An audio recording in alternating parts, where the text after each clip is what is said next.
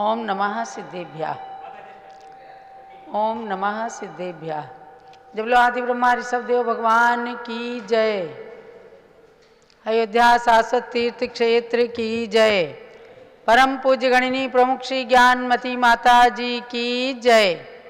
भव्यात्माओं, 3:30 बजे का समय हो गया है।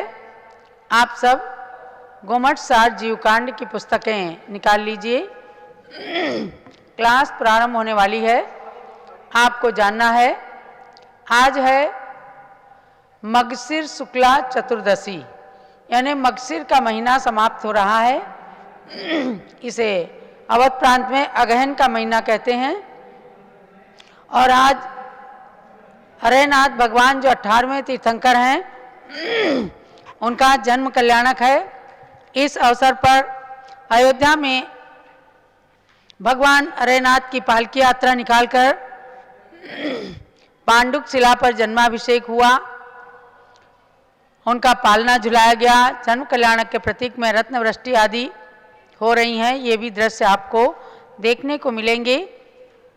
और हम प्रारंभ करते हैं गोमठ सार जीवकांड की क्लास। सिद्धम शुद्धम पणमीय जिनिंद वर्णेमि चंद मकलंकम गुणरयण भूषणुदयम जीवस्य परुवणम वोच्छम। 30 गाथाओं तक आपने पढ़ाई की है, जिसमें प्रथम अध्याय के अंदर 26 गाथाओं के माध्यम से आपने 20 प्ररूपणाओं के नाम जाने, गुणस्थान का लक्षण और 14 गुणस्थानों के लक्षण, उनके स्वरूप को जान करके सिद्ध भगवान के स्वरूप को जाना। और द्वितीय अध्याय जीव समास का रहा, जिसमें संक्षेप में 14 प्रकार के जीव समासों का वर्णन करके आगे उसमें बताया है कि जीव जहाँ से जन्म लेते हैं, जन्म लेने के स्थान को योनि कहते हैं। और योनि में बताया गया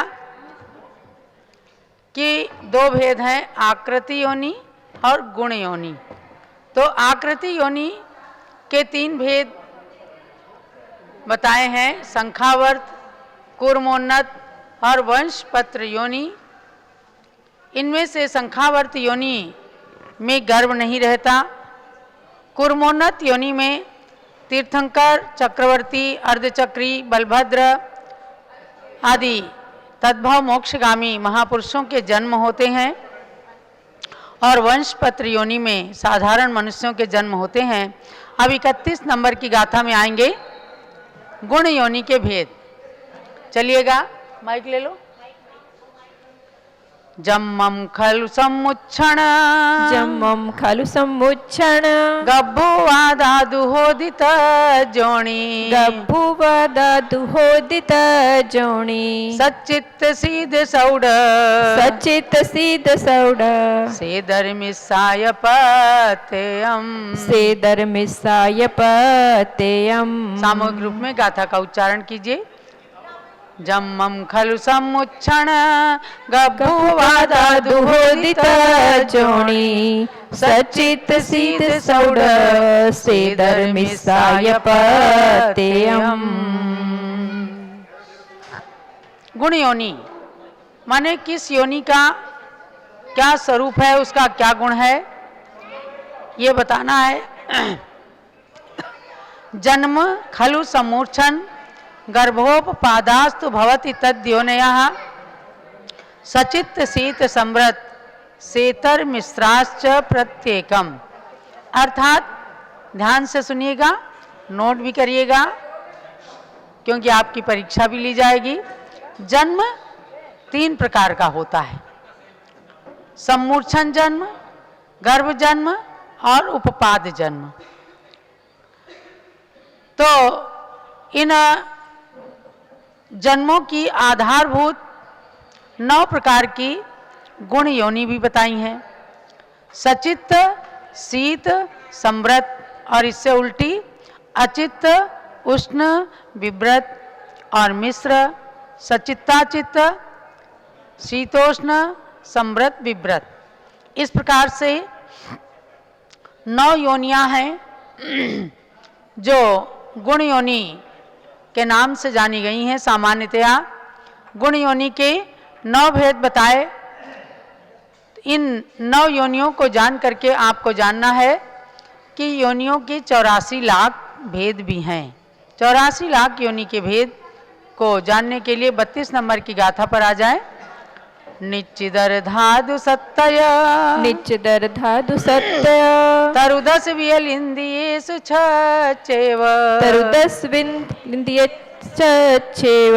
सुर निरय तिरिय चौरो, सुर निरेत्रिये चौरो, 14 मणुए सद सहसा, 14 मणुए सद सहसा। एक साथ पढ़िएगा गाथा। निच्चिदर धातु सत्तय, तरुदस वियलिंदियेषु छच्छेव, सुरनिरतिर्ये चौरो, 14 मणुए सद सहसा। नित्येतर धातु सप्त च, तरुदश विकलेन्द्रियेषु षट्चैव, सुरनिरय तिर्यक् चतस्रः, 14 मनुष्ये शत सहस्राः। आप ये सुनते हैं गुरुओं के मुख से कि जीव अनादिकाल से 84 लाख योनियों में चतुर्गति के माध्यम से भ्रमण कर रहा है और अभी तक मोक्ष के मार्ग पर अग्रसर नहीं हुए। इसीलिए 84 लाख योनियों में भ्रमण करते हैं। तो वे 84 लाख योनियाँ कौन सी हैं? तो जानिएगा आप। नित्य निगोद, इतर निगोद, पृथ्वी कायिक, जल कायिक, अग्नि कायिक, वायु कायिक। तो कितने हुए? 6 हुए। नित्य निगोद, इतर निगोद, पृथ्वी, जल, अग्नि, वायु। इनमें से प्रत्येक की 7-7 लाख योनियां हैं। तो कितने हो गए? 7 छंग 42 लाख। और तरु अर्थात प्रत्येक वनस्पति की 10 लाख। तो कितने गिनती करते जाइए? 42 और 10 52 लाख हो गई। और 2 इंद्रिय, 3 इंद्रिय, 4 इंद्रिय, इनमें से प्रत्येक की 2-2 लाख। तो कितनी हो गई? 6 लाख हो गई। तो 42, 10, 52, 52 और 6 58 लाख हो गई। अब उसके बाद आए हम देव, नारकी और पंचेंद्रिय त्रियंच। इनकी 4-4 लाख योनि। कितनी हो गई? 4 तिया 12 हो गई। तो 58 में 12 जोड़ा 70। और मनुष्य की 14 लाख योनि। 70 में 14 मिलाए तो कितनी? 84 लाख। 84 लाख योनियां। यानी इन 84 लाख योनियों में हम और आप सब अनादिकाल से परिभ्रमण कर रहे हैं।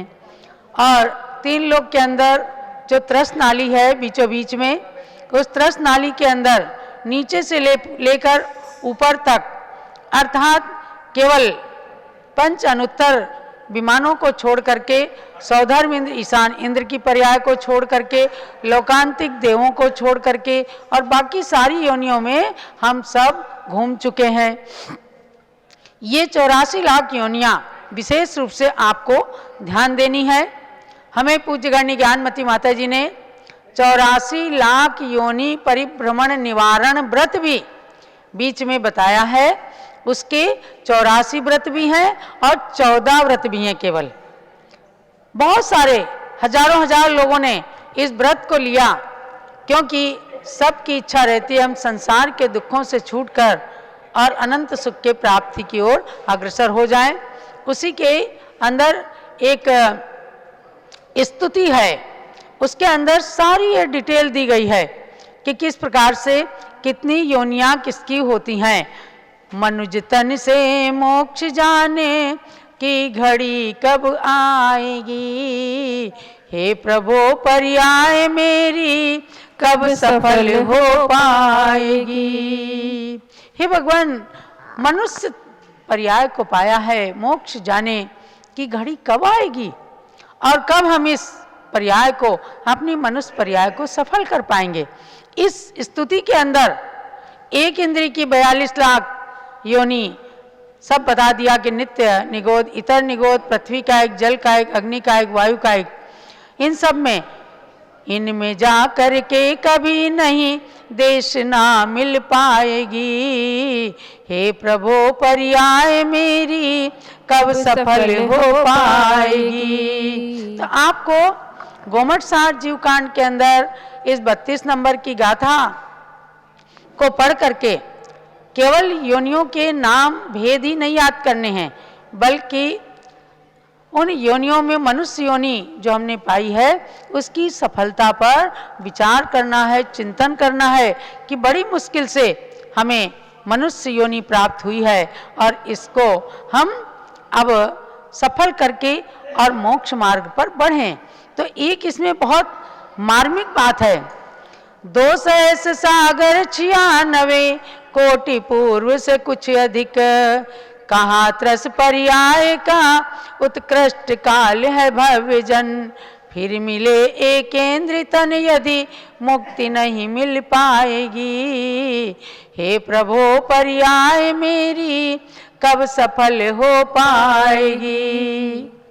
ध्यान देना कि 84 लाख योनियों में भ्रमण करते करते करते करते 2000 सागर 96 करोड़ पूर्व से कुछ अधिक पर्याय, यदि त्रस पर्याय का ये उत्कृष्ट काल है, यदि इसमें सम्यक दर्शन प्राप्त नहीं हुआ और मोक्ष मार्ग की ओर चलने के लिए हमने कदम नहीं बढ़ाया, फिर से आवश्यक है कि फिर एक इंद्री की पर्याय मिल जाएगी।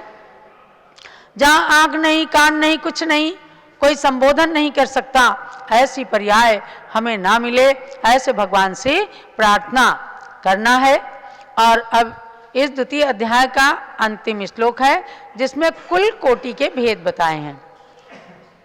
आपको मैंने बताया है कि भगवान अरहनाथ के जन्म कल्याणक के अवसर पर आज पांडुक शिला पर भगवान का अभिषेक हुआ है, पालना झुलाया गया, रत्न वृष्टि की गई और जयपुर से हमारे पूनम जैन के साथ में और बहुत सारे लोग 50-60 लोग यहाँ पर यात्रा के लिए आए हैं। सबका एक ही लक्ष्य है कि अयोध्या पावन धरती का हम दर्शन करके, इसकी यात्रा करके अपने मानव जन्म को सफल करें। मैं समझती हूँ आप लोग पहली बार ही आए होंगे अयोध्या, तो अब इस गाथा को संपन्न करके इस अध्याय का समापन होगा।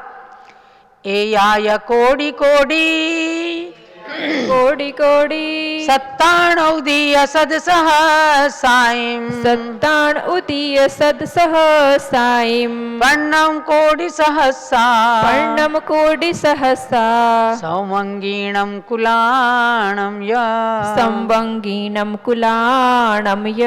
सामूहिक पढ़िएगा। एयाय कोडि कोडि 97 उदीय सद सहसाईं पर्णम कोडि सहसा संवंगीणम कुलाणम य। एकाच कोटि कोटि 97 शतसहस्राणि 50 कोटि सहस्राणि सर्वांगिनाम कुलानाम च। अभी आपने 84 लाख योनि की बात सुनी। अब एक एक योनि के अंदर भी जो जीव जन्म लेते हैं उनकी कुल कोटि यानी उनके कुल कितने प्रकार के हैं, इस बात को इसमें बताया कि इस प्रकार से पृथ्वी कायिक से लेकर मनुष्य पर्यंत संपूर्ण जीवों की समस्त कुलों की संख्या 1 कोड़ा कोड़ी और 97,50,000 कोटि है। तो इसमें आप डिटेल में और पढ़िएगा। जो जीव समाज प्ररूपणा का सार दिया है इसके अंदर आप पढ़ करके और इन कुल कोटियों के बारे में जानकारी प्राप्त करना। तो भव्यात्माओं, कुल मिलाकर के हम संसारी अशुद्ध जीव की बात को 2 प्ररूपणाओं के द्वारा समझ चुके हैं। अब हम आते हैं थोड़ा संक्षिप्त रूप में संस्कृत व्याकरण की ओर, जो आपने पढ़ने की कोशिश की है और उसके अंदर अब संधि प्रकरण आया है। संधि में स्वर संधि और व्यंजन संधि 2 प्रकार की संधि रहेंगी। तो स्वर संधि में हमने आपको बताया था कि थोड़ा सा नमूना, सबसे पहले आ आता है, फिर ई आती है, दोनों ओर स्वर होते हैं। उनकी संधि कैसे करते हैं, पहले दोनों को अलग अलग करते हैं। तो किया था आपने तव प्लस अभ्युदया। आप थोड़ा सा देखेंगे कि ये अनतिक्रम्यन विश्लेषित, इस सूत्र के द्वारा इनको विश्लेषण किया। तो पहले तव को हलंत कर दिया, उसका आ निकाल दिया, जिस आ के कारण तव पढ़ रहे थे, प्लस अभ्युदया। ये है व्याकरण कि पहले संधि करने से पहले उनको अलग अलग किया।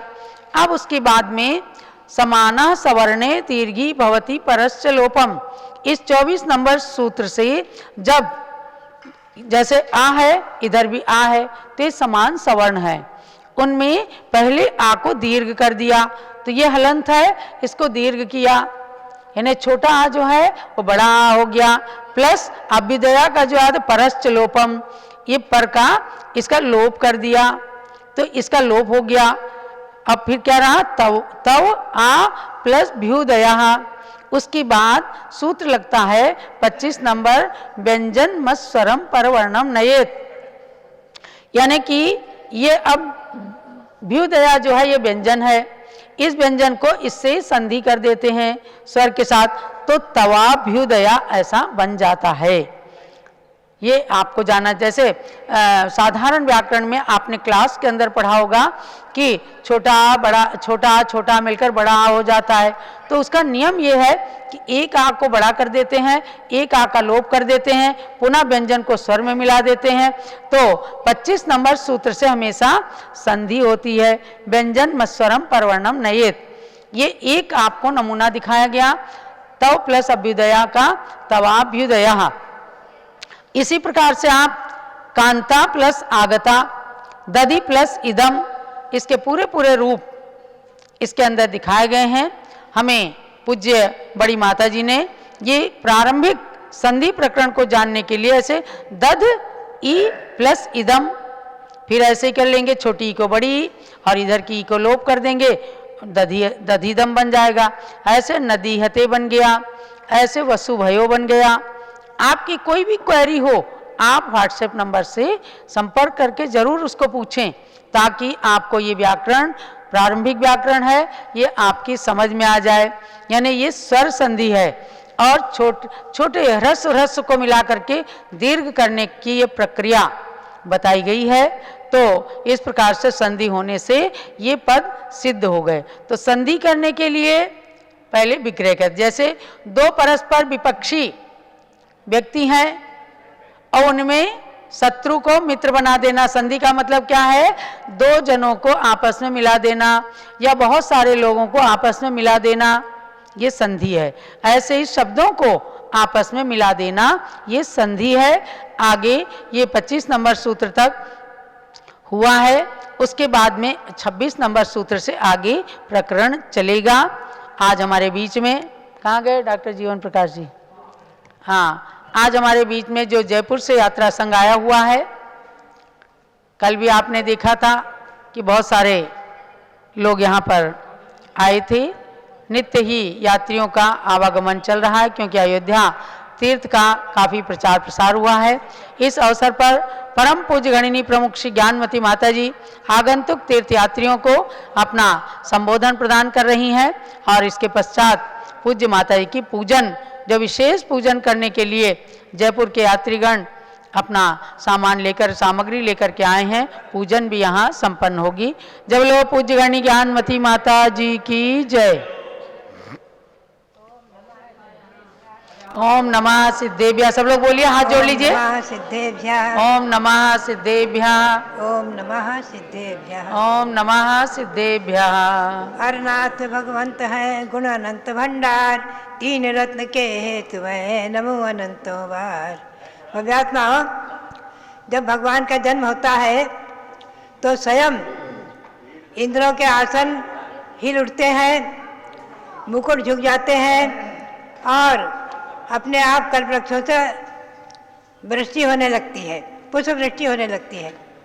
जब इंद्र, सौधर्म इंद्र वहाँ से आकर के और भगवान को पहले नगरी की 3 प्रदक्षिणा देता, हमेशा ध्यान रखे, जिस नगर में भगवान ने जन्म लिया वो नगरी भी धन्य हो जाती है, पूज्य हो जाती है। कभी हस्तिनापुर की 3 प्रदक्षिणा दी थी इंद्रों ने, और हस्तिनापुर की, वाराणसी आदि की, जहाँ जहाँ भगवंतों ने जन्म लिया है, इंद्रों ने उस नगरी की भी 3 प्रदक्षिणा दी है। पुनश्च भगवान को ले जाकर के 1,00,000 योजन ऊंचाई पर पांडुक शिला पर विराजमान करके, और हजारों नहीं लाखों लाखों कलशों से भगवान का अभिषेक होता है। 1008 कलशों से तो स्वयं सौधर इंद्र अभिषेक कर देता है।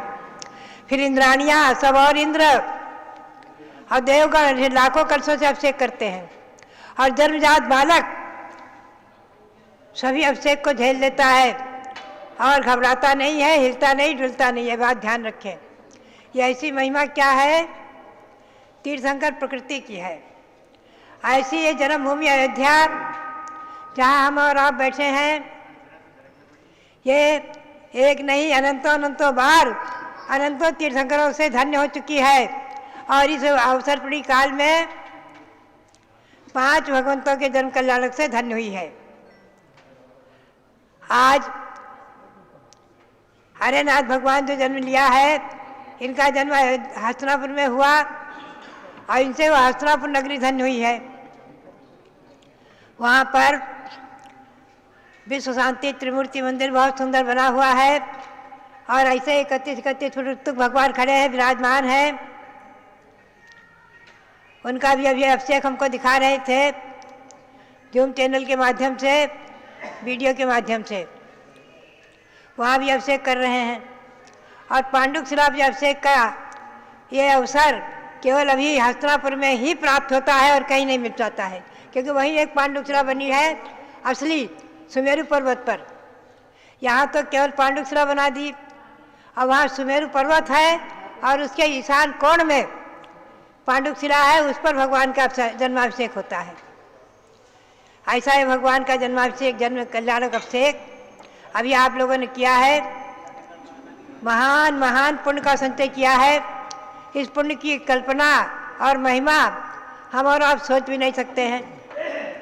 और आज हमें, आप जयपुर से आए हैं, हमें हमारी सौभाग्यवती पूनम को देख करके और मुंबई के संस्मरण याद आ गए कि जहाँ पर हमें कमलचंद जी कासलीवाल जैन, अशोक जी दोषी जैन आदि वहाँ के श्रावकों ने हमें 40-45 मंदिरों के दर्शन कराया, और वहाँ पर उन कॉलोनियों में घुमाया है, वहाँ उपनगरों में ले गए हैं।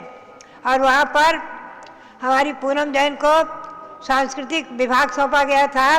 प्रतिदिन सांस्कृतिक कार्यक्रम कराती थी, और जो भाव विभोर होकर कराती थी, सारी जनता को, हजारों के लोगों को मनोरंजन करके उनको पुण्य का संचय कराती थी। आज हमें पूनम को देखकर और जयपुर के भी संस्मरण कुछ याद आ गए। मैंने पूछा आपकी जन्मभूमि कहाँ है, बताया पाटोदी मंदिर के पास। पाटोदी मंदिर में चातुर्मास हमारा हुआ है कब? 1954 में, तो आप लोग जन्मे ही नहीं थे।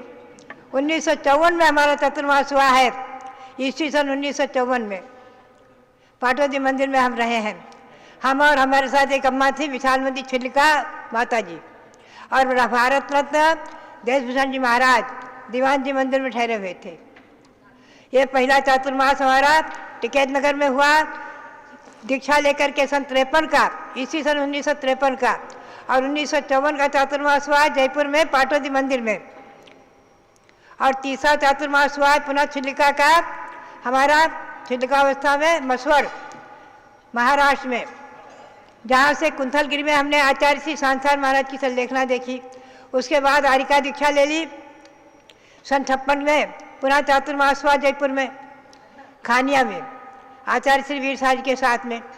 तो अभी पाटोदी मंदिर आदि को में आना जाना हुआ रहा है। तो बात यही है कि कुछ पुराने संस्मरण याद आ गए, और कुछ अभी नए मुंबई के संस्मरण याद आ गए। और मांगी तुंगी में भगवान जो 108 फुट के खड़े हैं, विराजमान हैं, अतिशयकारी महान चमत्कारिक, उनकी प्रभावना आप लोगों ने जो की है, कराई है, जो महामस्तकाभिषेक आदि कराया है, महापंचनारक कराया है, वो ना भूतो ना भविष्यति, ऐसा इस पंचम काल में न हुआ है न होगा। इतने बड़े भगवान को, पर्वत को चीर कर प्रकट करने का तो एक कार्य संपन्न हुआ है, पूरी दिगंबर जैन समाज को इसके पुण्य का अवसर प्राप्त हुआ है। ऐसे भगवान ऋषभदेव जयवंत रहे और यहाँ उनकी जन्मभूमि, ऋषभदेव की जन्मभूमि अयोध्या सदा जयवंत रहे और भगवान अरेनाथ की जन्मभूमि हस्तिनापुर सदा जयवंत रहे। इसी भावना के साथ आप सबके लिए बहुत बहुत बहुत बहुत मंगल आशीर्वाद, बहुत बहुत आशीर्वाद।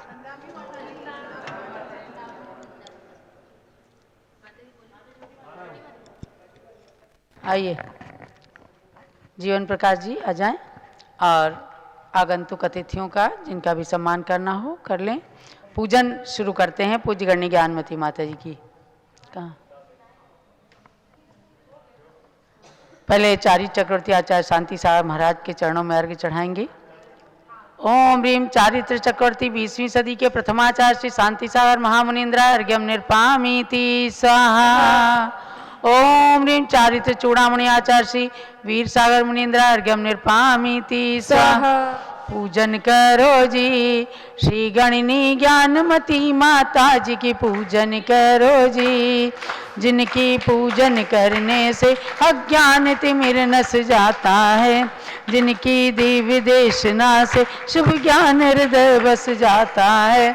उनके श्री चरणों में आह्वान स्थापन करते हैं, सन्निधिकरण विधि पूर्वक पुष्पांजलि अर्पित करते हैं, पुष्पांजलि अर्पित करते हैं। पूजन करो जी श्री गणनी ज्ञानमती माता जी की पूजन करो जी। चलिए स्थापना करिए। ओम ह्रीं गणी प्रमुख श्री ज्ञानमती माता अत्र अवतर संभोषटावाननम अत्र तिष्ठिष्ठ स्थापनम अत्र मम सन्निहितो भव षट सन्निधिकरणम स्थापनम। ज्ञानमती जी नाम तुम्हारा ज्ञान सरित अवगान है,